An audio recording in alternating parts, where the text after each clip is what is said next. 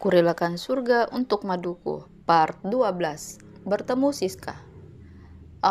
Entah bagaimana Mas Ridwan telah menarikku ke dalam rengkuhannya, membawaku ke peraduan kami meneguk surga dunia bersama. 2 jam berlalu aku telah membersihkan diri. Begitupun dengan Mas Ridwan.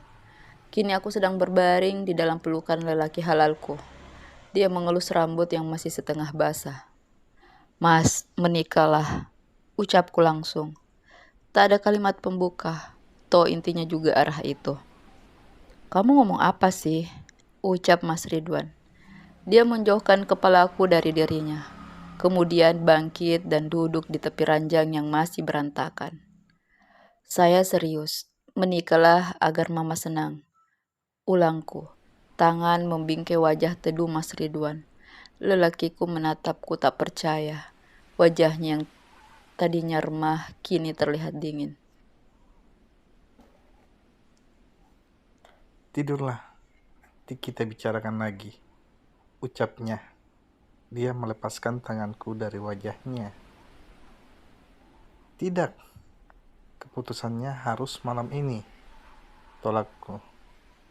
Tanganku kini memegang tangannya. Kupandang Mas Ridwan dengan tatapan memohon. Sedetik, 2 detik, hingga beberapa menit kami saling bertatapan. Mataku mulai berkaca-kaca karena tak digubris oleh Mas Ridwan.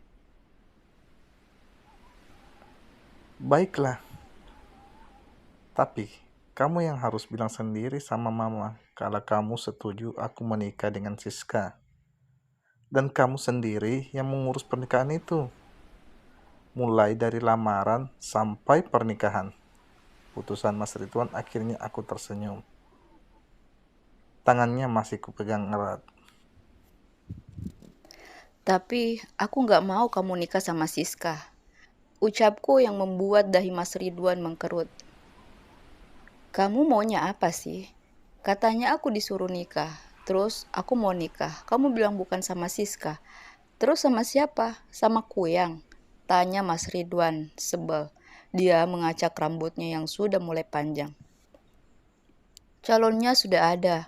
Pasti Mas bakalan suka. Untuk mama kayaknya jangan dikasih tahu dulu. Nanti udah sah baru Mas bisa go public. Jawabku dengan wajah gembira. Atur saja, yang penting kamu senang. Dan asal kamu tahu, saya nikah karena permintaan kamu. Jadi jangan harap saya akan mencintainya karena cintaku hanya untukmu. Ucap Mas Ridwan. Aku menghambur ke pelukan Mas Ridwan. Tangis tak dapat ku bendung. Aku menangis sesegukan. Sungguh bahagia hati ini memiliki seorang lelaki sebaik dan setulus Mas Ridwan. Semoga keputusanku ini benar. Kami melalui sisa malam dengan penuh haru, hingga akhirnya terlelap sambil berpelukan. Sudah seminggu setelah aku meminta Mas Ridwan menikah. Tak ada yang berubah. Rutinitas masih seperti biasa. Malah Mas Ridwan tak pernah menyinggung soal pernikahan itu. Aku pun tak mau membahasnya lagi. Takut Mas Ridwan akan berubah. Aku sudah mengabarkan kepada Alana. Rencana pernikahan akan diadakan di KUA tempat tinggal Alana. Karena gadis itu sudah yatim piatu dan tak ada lagi keluarga di kota ini. Maka wali menggunakan wali hakim. Semua persiapan administrasi telah kuselesaikan sejak 4 hari yang lalu.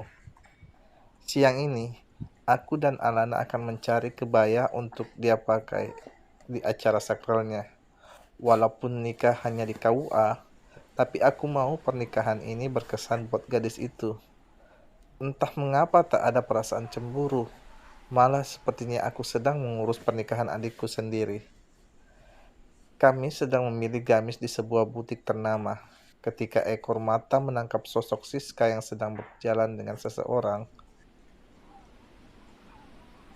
Alana, aku kesana dulu ya. Kamu pilih aja yang menurut kamu bagus. Ini kredit card aku. Kamu bisa pakai untuk bayar.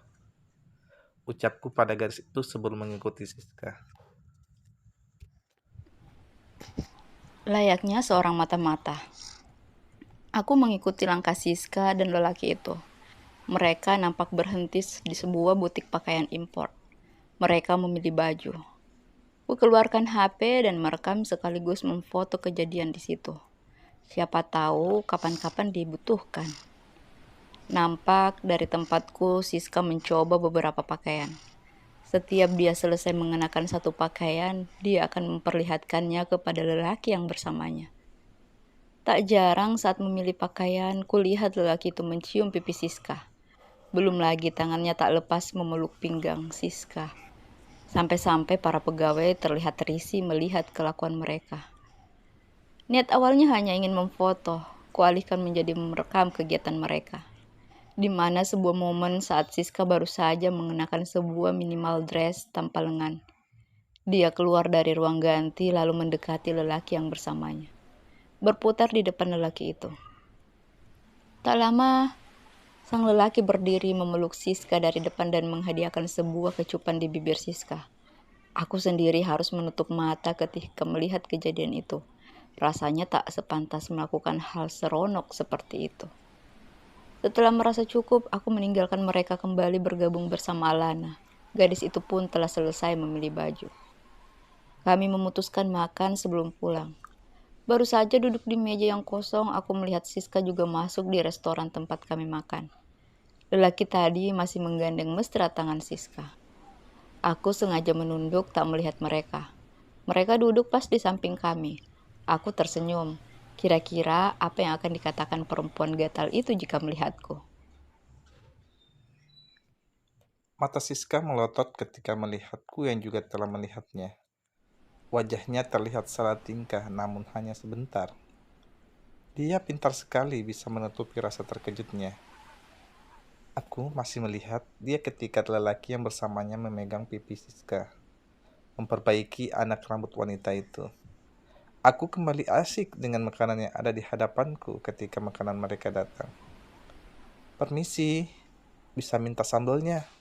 Lelaki yang bersama Siska telah berdiri di sampingku, menjulurkan tangan sambil tersenyum ramah. Silakan, jawabku.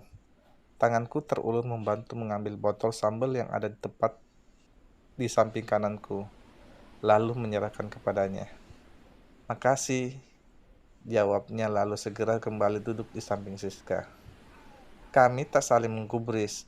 Alana dan aku pun tak membahas rencana pernikahan selama makan. Apalagi ada Siska, takut dia menguping. Setelah makan, aku dan Alana segera meninggalkan restoran tersebut. Mbak, serius masih mau aku jadi madumu? Tanya Alana ketika kami telah sampai di rumahnya. Aku yang sedang mengeluarkan belanjaan dari dalam plastik menoleh, melihat Alana yang sudah duduk di depanku. Serius, malah sekarang jadi 2 rius. Hehehe, jawabku sambil terkekeh. Nggak bakalan cemburu kan? Aku nggak bakalan diracun kan? Tanya Alana khawatir. Wajahnya nampak ragu. Jangan ngaco deh. Aku masih waras, protesku. Oh ya, kamu lihat cewek yang makan bareng lelaki yang pas duduk di meja samping kita tadi? Lanjutku bertanya kepada Lana. Gadis itu terdiam, matanya tertutup, seolah dia senang mengingat sesuatu. Iya, lihat. Memang kenapa? Tanyanya setelah lebih dari 15 menit mengingat. Cewek itu yang dijodohkan sama Mas Ridwan oleh mama mertuaku. Jawabku. Tanganku kini mulai sibuk membuka lipatan baju tidur yang tadi kubeli untuk Mas Ridwan. Serius? Pekik Alana. Wajahnya terlihat tak percaya. Aku mengangguk, tapi mataku masih menatap pakaian yang sedang kupegang. Cantik banget, kok mbak gak mau? Tanyanya setelah rasa terkejutnya hilang. Karena dia cantik, makanya aku gak mau. Bisa-bisa aku tersaingi. Ucapku, kualihkan pandangan ke arah gadis yang sedang melongo di depanku. Jadi mbak milih aku karena aku jelek? Tanyanya wajah Alina berubah sendu. Hehehe, enggak gitu juga kali. Aku milih kamu karena aku mau yang jadi maduku nanti itu enggak di atasku supaya Mas Ridwan tidak pilih kasih. Kamu jangan gitu dong, jelasku. Ku tarik gadis itu ke dalam pelukanku. Aku tahu dia sedih karena perkataanku. tapi aku tak ada maksud untuk menyinggungnya. Maaf, jangan marah ya, ucapku. Alana mengangguk, kami saling berpelukan lalu tak ada lagi obrolan.